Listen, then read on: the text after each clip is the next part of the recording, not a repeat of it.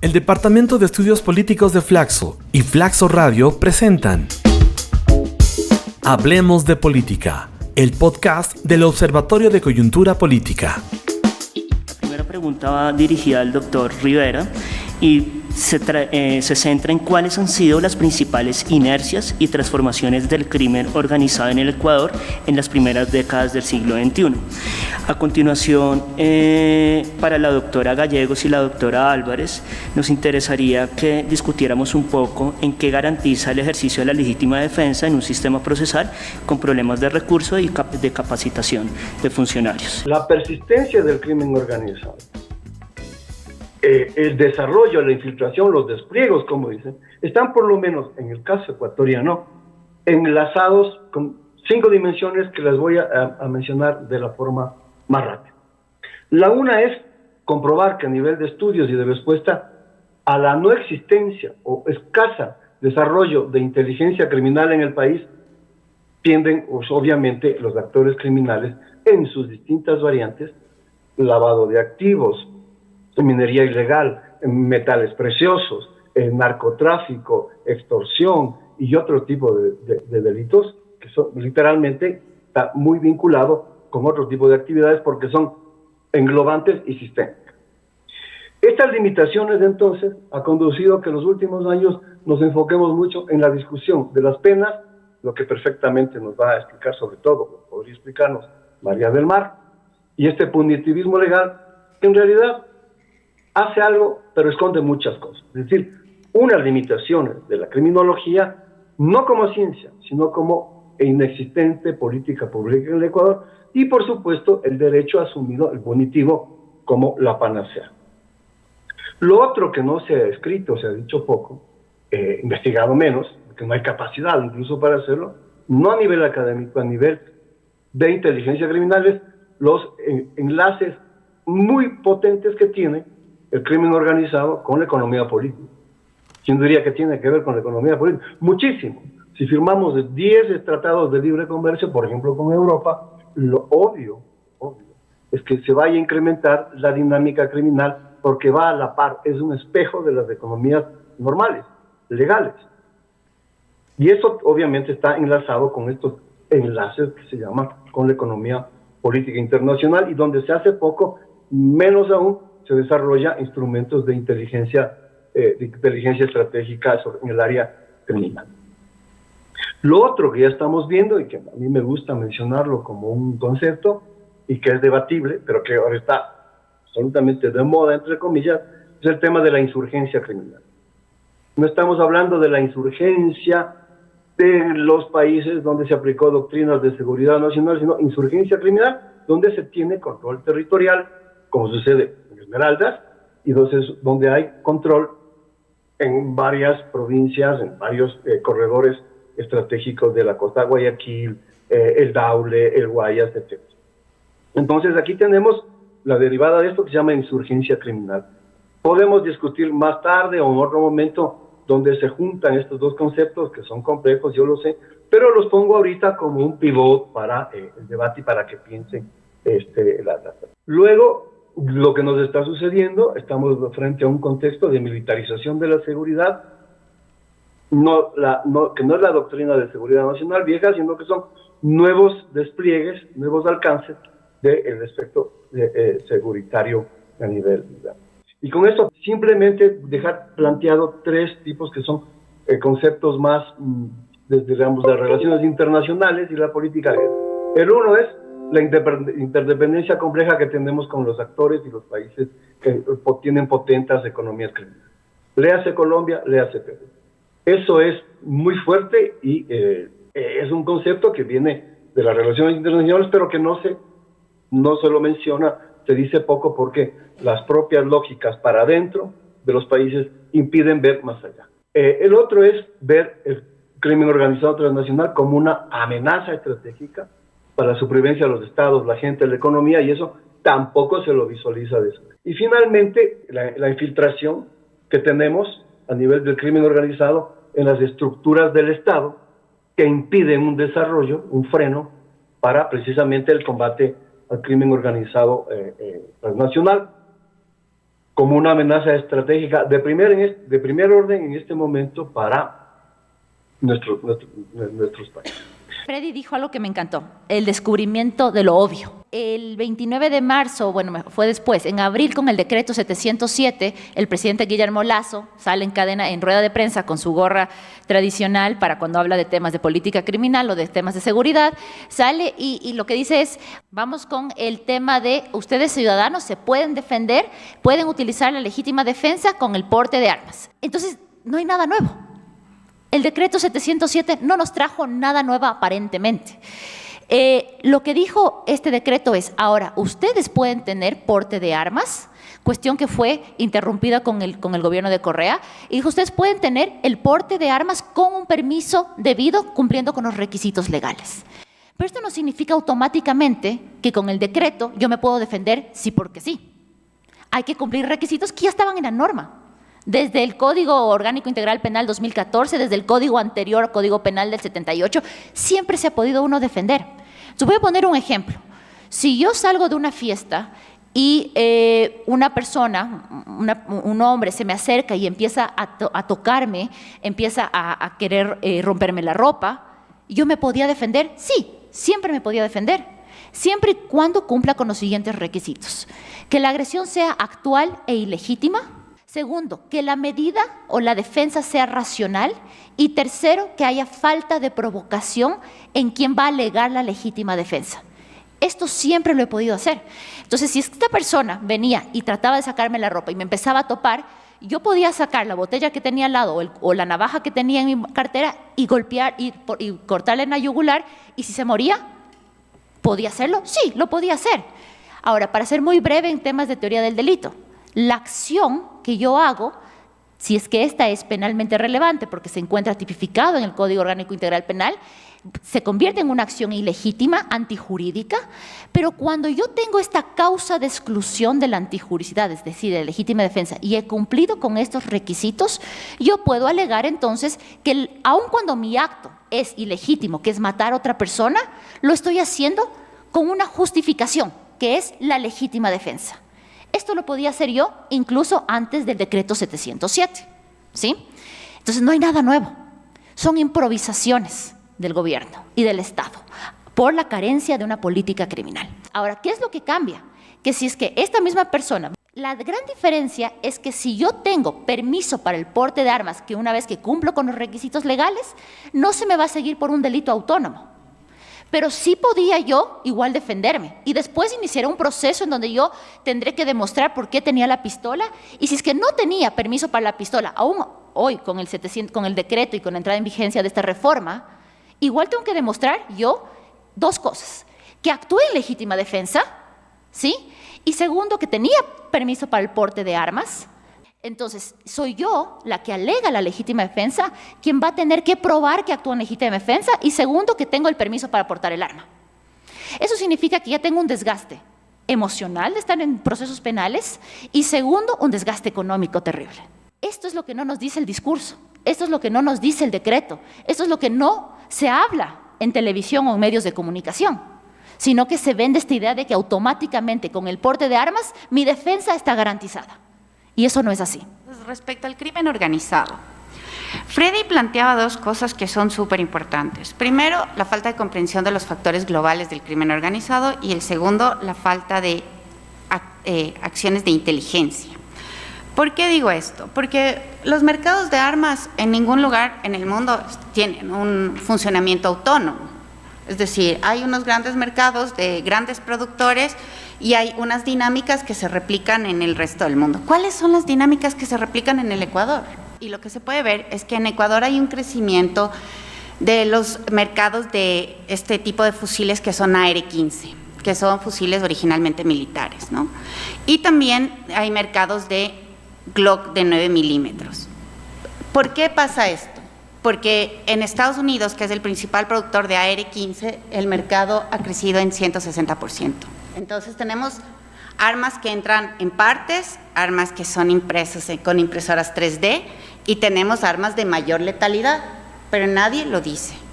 De hecho, el gobierno abre el mercado de armas. Pero además de eso, hay muchas actividades criminales que utilizan este tipo de armas. Pues principalmente la minería ilegal. ¿Por qué?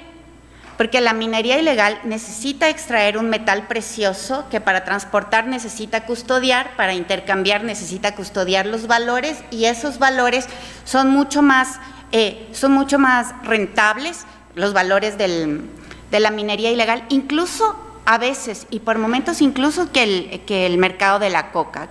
Por otra parte, y una cosa que lo menciono aquí, porque me llama mucho la atención, es que el decreto 707 del 1 de abril, bueno, es un decreto largo, pero que tiene algunas particularidades escondidas. Por ejemplo, tiene un artículo que dice: se debe eliminar del reglamento y de la ley toda alusión al sistema bancario. Y yo me pregunto hasta ahora, ¿qué significa eso? ¿Eso quiere decir que ellos pueden tener armas sin ninguna regulación, que pueden exportar, que pueden fabricar? Entonces, el sistema bancario queda al margen de todo esto, pero nadie lo ha discutido todavía porque el decreto es absolutamente grande, es complejo. Finalmente, creo que el decreto, lo que hace es fortalecer la idea de privatización de la seguridad. Privatización en el sentido de que el privado, el individuo o individua debe protegerse de cualquier manera, y las empresas de seguridad privadas también nos pueden proteger, pero el Estado no es el intermediario de la seguridad, y nos plantea la idea de que la seguridad ya no es un bien público, sino un bien privado o privatizable. Y eso significa también que hay negocios detrás, porque claro, no solo se abre el permiso de porte y tenencia de armas, sino que además se abre la posibilidad de fabricar por medio de las Fuerzas Armadas, de exportar, una cosa que se había prohibido ya, y de importar y de comercializar. Entonces vamos a tener ahora unos nuevos segmentos de gente que pueda lucrar de este mercado, que son los fabricantes, no, porque se le da la responsabilidad a las Fuerzas Armadas, pero sí los comercializadores de armas, partes y municiones. Ojo, no es solo las armas, es que hay un mercado muy grande detrás de esto, y también hay, los importadores, los exportadores y los comercializadores. Y recordemos que Ecuador ha estado metido ya en escándalos por exportaciones dudosas. Esto quiere decir que podríamos volver a incurrir en este mismo campo de la ilegalidad para exportar, para importar o para comercializar, porque no se mejoran las condiciones de control. Finalmente, todo esto pasa mientras no movemos un dedo como Estado o como gobierno para preparar mejor a la policía para disparar. Y eso no tienen las policías. Entonces nos están diciendo, háganlo ustedes. Pero la policía, que debería ser constitucionalmente la responsable, pues a ellos los dejamos así como están, no les damos mayores capacidades, pero ustedes vean cómo resuelven su propia seguridad. Creo que el mensaje político detrás de esto es bastante grave, y con esto cierro hasta aquí mi intervención. ¿Cuáles son los aspectos de la coyuntura política del actual gobierno para haber hecho esta apuesta por el porte de armas? ¿Qué aspectos ustedes consideran que son centrales? Dicho sea del paso, con base en los insumos que nos han dado. Entonces, ¿cuál es la apuesta del gobierno? ¿Cuáles son los elementos que caracterizan la coyuntura política que impulsan este decreto en este momento? En el tema de político o de la política criminal, cuando hablamos de criminología mediática, se estudian tres actores principales: los medios de comunicación, el Estado o el gobierno y la sociedad. Y los medios de comunicación lo que empiezan a hacer es a producir y a reproducir imágenes que tienen, porque venden el tema de la criminalidad, de manera arbitraria y de manera desprolija. Empiezan a reproducir imágenes al punto que llegan al imaginario social, decir, en verdad la cuestión criminal es un tema que nos está afectando, y por lo tanto la sociedad empieza a reclamar al Estado, el Estado empieza a tomar políticas públicas a partir de esta criminología mediática.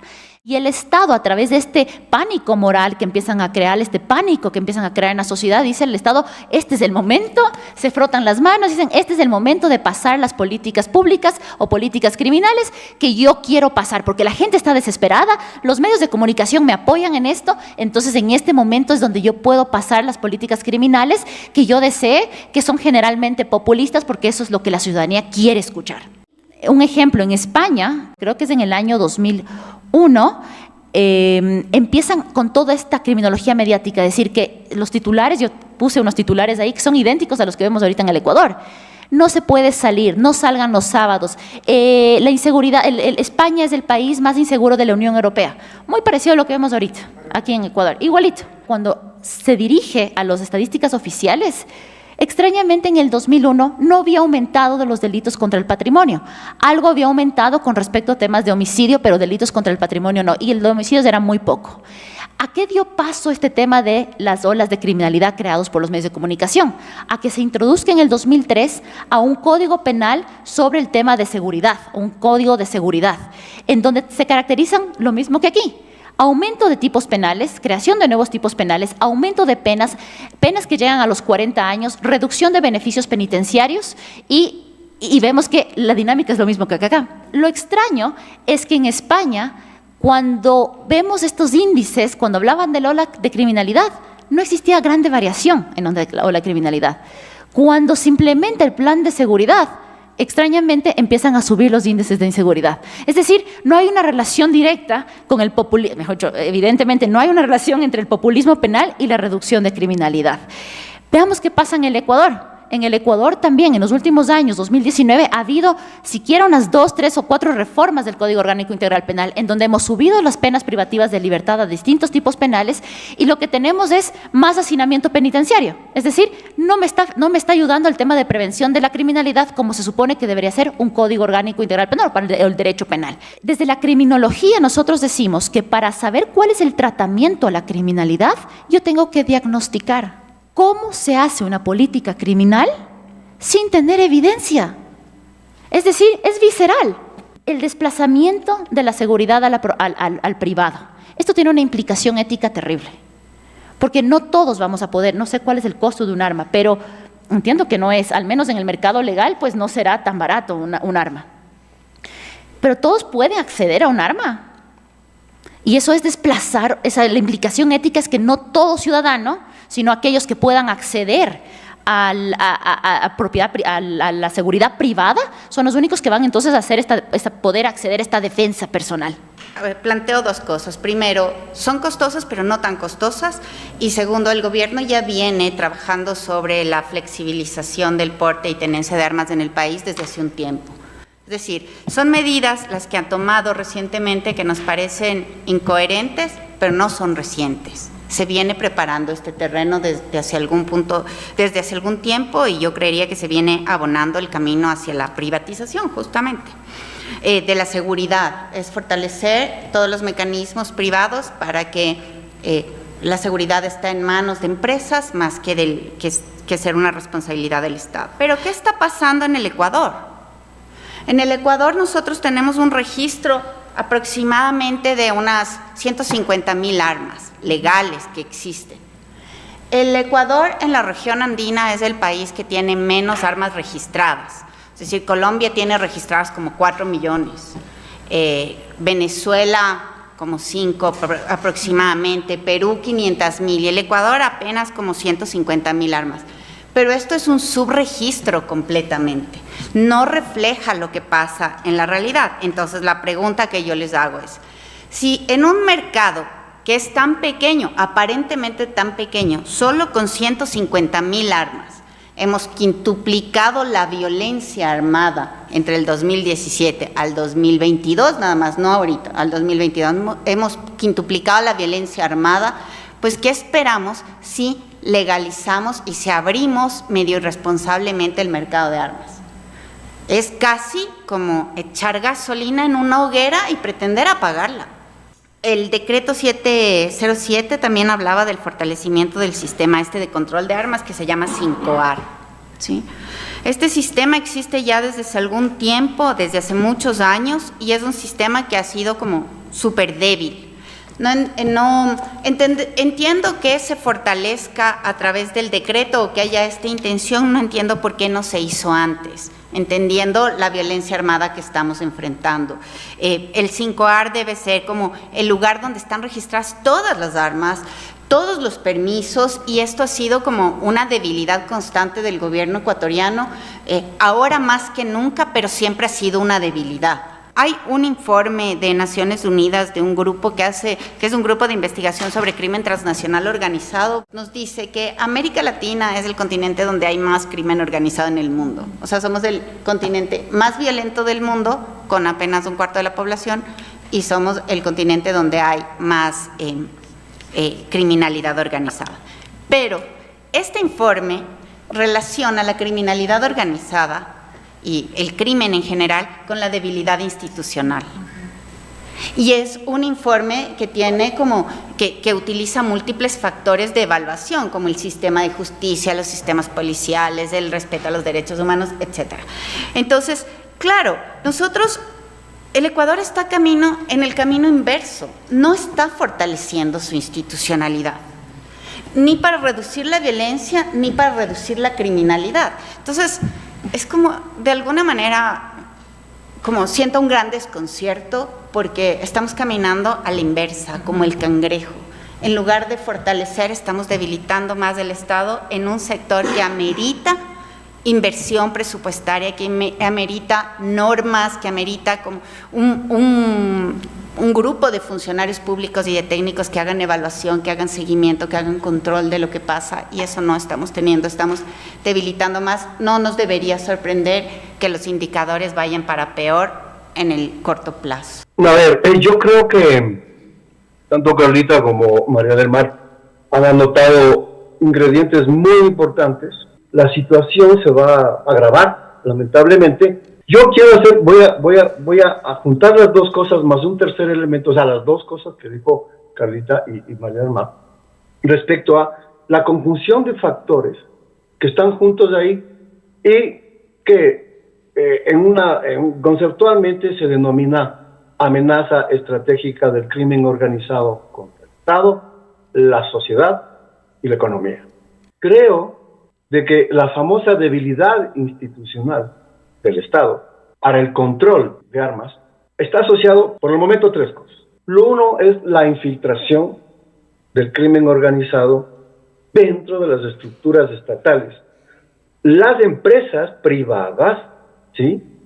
y el comercio. Esta infiltración nos da un parámetro en donde la corrupción no es un fenómeno parte, colateral, sino que es fundamental de las estructuras criminales, que ya están enquistadas en órganos de inteligencia, en órganos policiales, en órganos, algunos militares, y por supuesto genera este tipo de acción, sobre todo por omisión, en supuestas unidades de análisis de inteligencia como la unidad de análisis financiera, o lo que se hace a través de análisis de aduanas, o las propias políticas del Estado.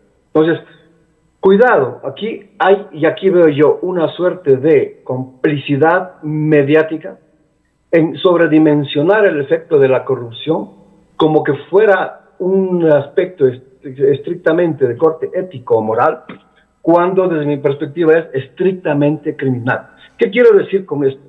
Que sectores de la Fiscalía y sectores de justicia, sobre todo en el ámbito penal, son parte de las estructuras criminales. No es un fenómeno coyuntural, es un fenómeno desde mi perspectiva estructural.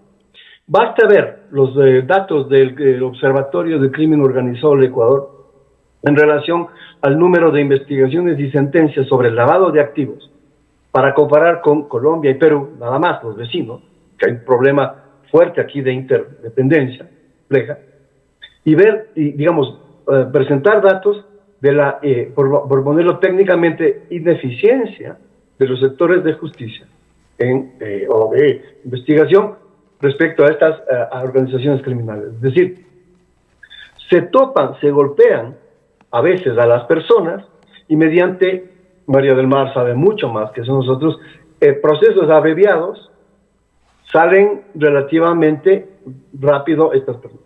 Pero lo peor aún, no se afectan las estructuras económicas de estas organizaciones por el simple hecho de que por omisión, porque el Ecuador tiene, o casi no tiene, lo tiene, mejor dicho, inteligencia estratégica y uno de los derivados de ellos de inteligencia criminal, donde se advierte, se analiza, se manda el análisis, la sugerencia, pero no se hace nada. Es decir, yo soy directo.